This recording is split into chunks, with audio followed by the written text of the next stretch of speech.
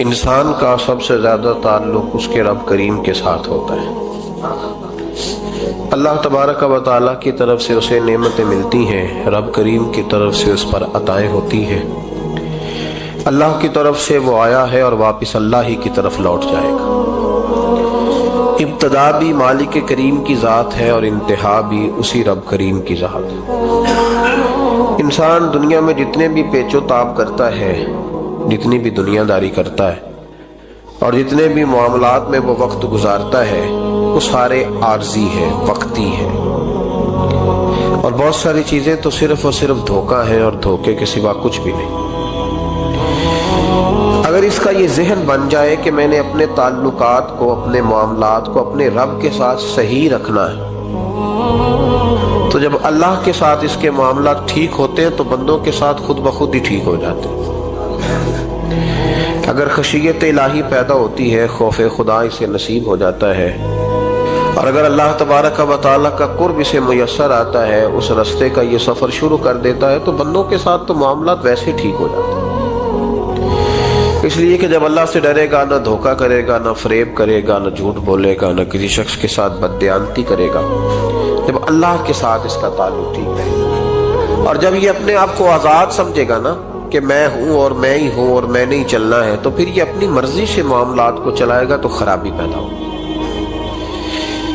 اللہ تبارک و تعالیٰ کے ساتھ انسان کا جو رشتہ ہے، اس میں انسان کی کچھ کمزوریاں آڑے آتی ہیں، گناہ ہو جاتے ہیں، غلطیاں ہو جاتی ہیں۔ ان غلطیوں کے بعد اپنے رب کریم کے ساتھ اپنے تعلق کو مضبوط کرنے کے لیے اللہ رسول نے جو ہمیں وظیفہ دیا، اس کو استغفار کہتے ہیں۔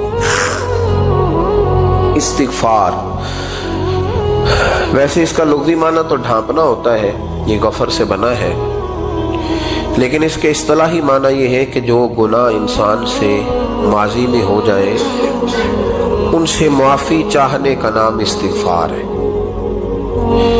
کچھ لوگ توبہ اور استغفار کا لفظ اکٹھا بولتے ہیں، لیکن توبہ کا معنی ہوتا ہے آئندہ گناہ نہ کرنے کا وعدہ کرنا، اور استغفار کا معنی ہوتا ہے پچھلے گناہوں سے اللہ کے حضور معافی مانگنا۔ اگرچہ مفہوم کے لحاظ سے یہ ہم معنی ہی بنتے ہیں، لیکن ان کا جو اصطلاحی مفہوم ہے وہ یہ ہے کہ جب آپ پچھلے گناہوں سے معافی مانگ رہے ہوتے ہیں تو اس کو استغفار کہتے ہیں۔ اللہ تعالیٰ نے اس استغفار کو بڑا پسند فرمایا، بڑا پسند فرمایا، اور یہ استغفار کے جملے مالی کو اتنے پسند آئے کہ اللہ نے نبی پاک علیہ السلام کو بھی حکم دیا، کہا محبوب آپ بھی میری بارگاہ میں استغفار کریں۔ اگرچہ حضور کا استغفار اس معنی میں نہیں ہے، بلکہ نبی پاک کا استغفار تو بلندی درجات کا معاملہ ہے، چونکہ استغفار خود ایک عبادت ہے، تو یہ عبادت کرنے کا اللہ نے اپنے محبوب کو بھی ارشاد فرمایا۔ جب فتح مکہ ہوئی تو فرمایا اذا جاء نصر اللہ والفتح، جب اللہ کی مدد آئی تو پھر فتح نصیب ہوئی، وَرَأَيْتَ النَّاسَ يَدْخُلُونَ فِي دِينِ اللَّهِ أَفْوَاجًا، تو پھر آپ دیکھیں گے لوگوں کو، لوگ فوجوں کی فوجیں دین میں داخل ہو گئے۔ لوگ پہلے ایک ایک دو دو کر کے آیا کرتے تھے، تو اب فوجوں کی فوجیں آ رہی ہیں، تو یا اللہ ہم کیا کریں؟ تو رب کریم نے فرمایا محبوب فَصَبِّرْ۔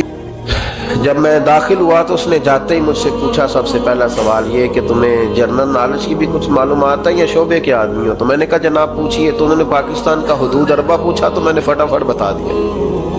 پھر انہوں نے مجھ سے پوچھا کہ یہ جو مینار پاکستان ہے اس کی تجویز کس شخص نے دی تھی؟ تو میں نے فٹافٹ اس کا بھی نام بتا دیا۔ پھر شارٹ ہینڈ کے ایک دو سوالات اس نے کیے تو وہ بھی میں نے بتا دیے، تو الحمدللہ کامیاب ہو گیا۔ میں نے کہا بیٹے جب تو ناکام ہوا تھا تو اللہ کی مرضی تھی، اور کامیاب ہوا ہے تو میں لگا دیے، اب اللہ کی مرضی کدھر گئی؟ یہ اتنا بڑا نقص ہے انسانی فطرت کا، اتنی بڑی کمزوری ہے کہ معاذ اللہ تعالی ہم کمزوریاں قدرت کے کھاتے میں ڈال دیتے۔ اپنے رب سے انہوں نے قحط کی بات کی، انہوں نے کہا کہ کھیتیاں اجڑ گئی ہیں، بارش نہیں ہو رہی، قحط کی بات کی۔ آپ نے کیا کہا؟ استغفار کرو، کیونکہ انہو کان غفارا، بے شک اللہ بڑا ہی بخشنے والا۔ وہ کیا کرے گا؟ یرسل السماء علیکم مدرارا، وہ تم پر موسلا دار بارش برسائے گا۔ جب تم استغفار کرو گے تو اللہ موسلا دار بارش برسائے گا، وَيُمْدِدْكُمْ، اور وہ تمہاری مدد کرے گا۔ استغفار کرنے والے کی اللہ کیسے مدد کرے گا؟ بِأَمْوَالٍ وَبَنِينَ، تمہیں مال بھی عطا کرے گا اور بیٹے بھی عطا کرے گا۔ बारिश भी देगा इस्तिगफार करने वाले को, और माल और औलाद से उसकी मदद भी करेगा। वयजअल लकुम जन्नतिन वयजअल लकुम अनहारा, अल्लाह तुम्हें जन्नत भी अता करेगा और तुम्हें नहरें भी अता फरमाएगा। तुम्हारे लिए जन्नत भी बनाएगा, अनहार भी बनाएगा। तौबा का, इस्तिगफार का तुम्हें ये फायदा मिलेगा। एक इस्तिगफार, हमारे बुजुर्गों ने वो लिखा है कि जब इंसान को अल्लाह नेमतें देता है, तो रूमी ने मिसाल दी है। जनाब रूमी फरमाते हैं कि बगैर मेहनत के लोगों को अल्लाह ने नेमतें दी हैं तो उन्होंने शुक्र ही नहीं अदा किया। अंधे से पूछ आंख की कदर क्या है, पूछ अंधे से, पूछ माजूर से कि टांगों पे चलना कितनी बड़ी नेमत है। कभी पूछ उससे जिसका मकान तो एक कनाल में है पर रोने वाला बच्चा कोई भी नहीं। पूछ उससे जिसकी जेबें दौलतों से भरी हुई है पर कोई नहीं कहता कि अब्बा 10 रुपए देना। पूछ ये कितनी बड़ी तकलीफ है। हजरत रूमी ने लिखा है, वो फरमाते हैं कि एक वालिद था, तो उसने बड़ी दौलत कमाई थी, तो उसका बेटा बेदरेग ही उड़ाता रहता था। कभी इधर पैसे भगा दिए, कमाए नहीं थे ना, मेहनत नहीं ना की थी, कमाए नहीं थे। वालिद बड़ा समझाता था पर समझ नहीं आती थी। लेकिन उसके अब्बा के ज़हन में एक बात आई, वो कहने लगा बेटे यार मैं कंगाल हो गया हूँ, अचानक हालात खराब हो गए, एक आना मुझे चाहिए, दवाई खरीदनी है, कहीं से लेके आओ। उसने कहा अब्बा मसला ही कोई नहीं, यार ही बड़े, बहुत सारे लोगों के साथ रात में जाता हूँ रोटी खाने होटल में, कई हैं जो मेरा इंतजार कर रहे होते हैं, फेसबुक वाले और जनाब वो सेल्फी वाले, बड़े सारे हैं जो कहते हैं तेरे बगैर गुजारा ही नहीं। बड़े हैं जो रोज सवेरे उठ के पहले मुझे अस्सलाम वालेकुम का मैसेज करते हैं, फिर उसके बाद किसी और से। बड़े हैं, कोई मसला ही नहीं। एक के पास गया, एक आना चाहिए, उसने दे दिया, ला के अब्बा को दिया। तो अब्बा घर के अंदर जो अमीर लोग होते थे घर में कुआं खुदवा लेते थे। अब्बा कुएं के किनारे बैठा था, जब बेटे ने आना ला के रखा तो उसने पानी में फेंक दिया। अगली सुबह फिर कहा बेटे एक आने की जरूरत है, दवा खरीदनी है। उसने कहा मिल जाएगा। 2 4 5 दोस्त अभी हैं बड़े मालदार, उनसे जाके कहा, एक से आना लाया, अब्बे ने फिर फेंक दिया। तीसरे दिन मिठा लिया। उसने कहा बेटा मैंने पहले दिन तो नहीं फेंका, तो 7वां दिन है, मैं रोज फेंकता हूँ, आज तेरी चीखें क्यों निकली? कहने लगा अब्बा पहले उधार के थे, आज मजदूरी के हैं। नहीं समझ आई बात, पहले बोलिए और आज मेरी मेहनत है, मजदूरी है, जद्दोजहद है। तो वालिद कहने लगा बेटे यही मैं तुझे समझाना चाहता था, वो मेरे भी मेहनत के हैं जो तुझ रोज यारों को खिलाता है, मैंने बड़ी जद्दोजहद। हजरत सादी ने इस पर बहुत बड़े मकालाजात लिखे और फरमाते हैं ये मर्ज कुछ लोगों में बहुत ज्यादा होता है। एक अमीरों में, अमीर लोग नाराज ना हो जाए, पर उन्होंने कहा है तो कोई हिकमत होगी ना।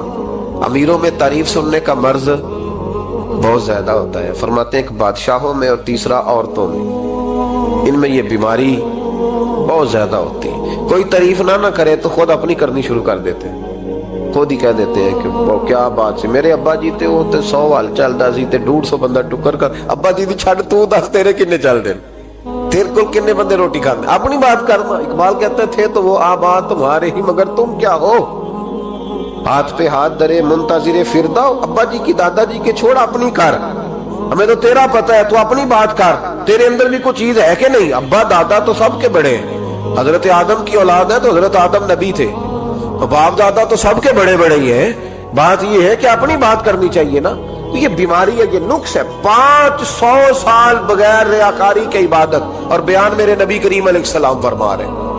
5 बोलिए, ये बहुत बड़ा मसला है। दिखावा ना हो, रियाकारी ना हो। हम मजालस में जाते हैं ना जनाब, महफिल में,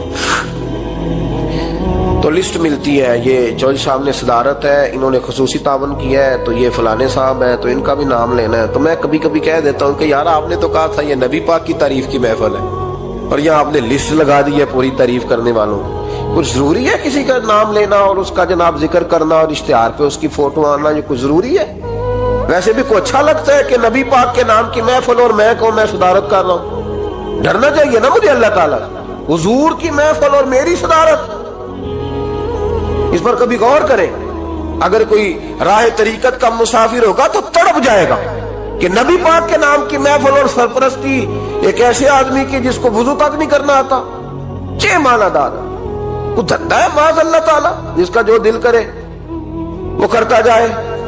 500 साल बगैर रियाकारी की इबादत की, 5 बड़ा मुश्किल होता है। हुजूर फरमाते हैं यही बंदा जब अल्लाह के हुजूर खड़ा किया जाएगा تو رب کریم اس سے کہے گا کہ چلو اس کو میرے فضل سے جنت میں لے جاؤ. تو عرض کرے گا مالک فضل تو ٹھیک ہے پر 500 سال لگائے میں نے. 5 وہ مولوی صاحب میری طرح کے بیچارے جو امام مسجد ہوتے ہیں نا تو وہ بھی کہتے ہیں جب میں آیا تھا تو 30 بچے تھے مسجد میں, اب 80 ہو گئے. اور بھائی یہ بندوں کو بتانے کی کیا ضرورت ہے, یہ تو اللہ کی رضا کے لیے ہے نا, تو چھوڑ اس میں اتنا تذکرہ کرنے کی کیا حاجت ہے. 500 سال جس نے لگائے, بول پڑا یا اللہ 500 سال لگائے اور تو کہتا ہے کہ اس کو میرے فضل سے لے جاؤ. تو رب کریم نے فرمایا چلو کوئی نہیں, پھر انصاف کر لیتے ہیں. الٹی آنکھ کی روشنی نکال کے ترازو کے ایک پلڑے میں رکھو اور 500 سال کی بغیر ریاکاری کی عبادت دوسرے پلڑے میں رکھو. کبھی اس مریض سے پوچھنا جس کو ڈاکٹر کہہ دیتا ہے کہ تیری آنکھ کا علاج نہیں ہو سکتا, اور جناب موٹے موٹے تراشے ہوئے فکرے اور لفظوں کی ہیرا پھیری, اس کے علاوہ کوئی چیز نظر ہی نہیں آتی. حضرت عمر رونے لگے, آخری وقت ہے, تڑپ رہے ہیں, آنسو بہ رہے. حضرت عبداللہ ابن مسعود آ گئے, انہوں نے کہا عمر تیری ہجرت بھی بڑی باکمال تھی, تیرا اسلام قبول کرنا بھی بڑا ہی باکمال تھا, حضور بھی تجھ سے ہمیشہ راضی رہے. عمر تو روتا کیوں ہے یار؟ بات تو یہ ہے کہ جب تو نے خلافت سنبھالی تو پھر تیرے طریقے بھی باکمال ہی تھے, اور جب تو میدان میں اترتا تھا پھر بھی تیرے معاملات باکمال تھے, اور جب تو مال غنیمت بانٹتا تھا پھر بھی تو باکمال. یار ہر موقع پہ تو باکمال تھا تو جاتے دفعہ روتا کیوں ہے؟ ان کا استغفار دیکھو, ان کی توبہ دیکھو. حضرت عمر پھر رو پڑے, کہنے لگے عبداللہ لوگوں کو میری نیکیوں کا پتہ ہے, گناہوں کا تو نہیں نا پتا. وہ تو میں جانتا ہوں یا میرا مالک جانتا ہے نا. نیکیاں تو سب کے سامنے, پر من آنم کے من دانم جو اندر چھپے ہوئے گناہوں کے ڈھیر ہے وہ تو میں جانتا ہوں. کہا تو نے میرے کلمہ پڑھنے سے لے کر میری حکومت تک میری ساری نیکیاں گنوائی ہیں, اب دعا کر میرے لیے. کہ رب میری نیکیاں اور بدیاں برابر برابر کر دے, مجھے درجہ نہیں چاہیے, بس اللہ مجھے معاف کر دے. درجوں کی ضرورت نہیں ہے. یہاں تو لوگ درجات لے کے بیٹھے. حافظ کہتا ہے کہ میں جتنے آیتیں ہوں گی اتنے میرے درجے بلند ہوں گے. پہلے درجوں والا کام تو کوئی کرنا. مولانا کہتے ہیں کہ نور کے ممبر پہ بیٹھوں گا, بھائی پہلے بتا نور کے ممبر کی طرف تیرا سفر بھی جاری ہے کہ نہیں. تاجر کہتا ہے کہ میں سخاوت کروں گا تو حضرت عثمان کے ساتھ جگہ ملے گی, پر حضرت عثمان کی سخاوت اور اپنی سخاوت کا فرق بھی دیکھ. مجاہد کہتا ہے کہ میں نبی پاک کے جہاد والے صحابہ کی پشت پہ رہوں گا تو پہلے اپنے کام تو دیکھ. اور جب ساری باتیں سمجھ میں نہ آئے تو پھر اللہ کی بارگاہ میں استغفار کر, پھر بیٹھ. بڑے لوگ استغفار کرتے, معافی چاہتے, اور یہ استغفار پھر اتنا کرم کرتا, اتنی آسانی کرتا, اس قدر بہتری کرتا کہ وہ مانگ تو اپنے گناہوں کی معافی رہے ہوتے تھے اور اللہ رحمتوں کے دروازے کھول دیتا تھا. اللہ ان پر کرم کے دروازے. حضرت امام حسن کے پاس ایک شخص آیا, حضرت امیر معاویہ میں بیٹھے تھے, تو اس نے امام حسن سے آ کے کہا کہ حضور اولاد نہیں ہے, کوئی دعا کر دیں. توجہ ہے میری بات پر؟ اب بھی لوگ پیروں کے پاس آتے ہیں نا, ماشاءاللہ سے, اللہ خیر فرمائے. تو پیر صاحب اگر وظیفہ بتائے تو وظیفہ چونکہ پڑھنا پڑتا ہے وہ کام مشکل ہے. تیرے اندر کا یہ تو تیرے اندر کا نقص ہے. اگر تو قابل ہوتا تو کہتا جا سنگیا سارا زمانہ دیکھا, اگر کوئی میرے جیسا ملا تو چلا جانا, اور اگر میری طرح کا نہ ملا تو پھر کہیں اور جا دیکھا سارا.